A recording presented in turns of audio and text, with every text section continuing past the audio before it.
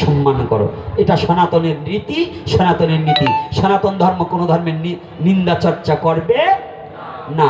তাই আপনাদেরও আমি বলে দিচ্ছি, আর আমার পিছনে তো শত্রু লেগেই আছে, লাগলে কাজ হবে না।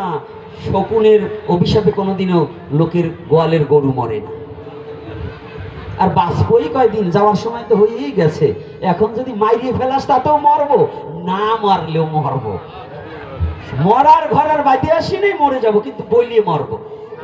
মরার আগের দিনে যেন কয়টা বলতে পারি রাধে রাধে। কি এই শক্তি দেবেন তো? সাধুরা কি বলে, আমি যেন মরার আগেও কিছু হতে পারি। সেটা যেন আমার জন্য না, আপনার জাতির জন্য, আমার জাতির জন্য যেন বলতে পারি, আমার জাতীয় চেতনার জন্য।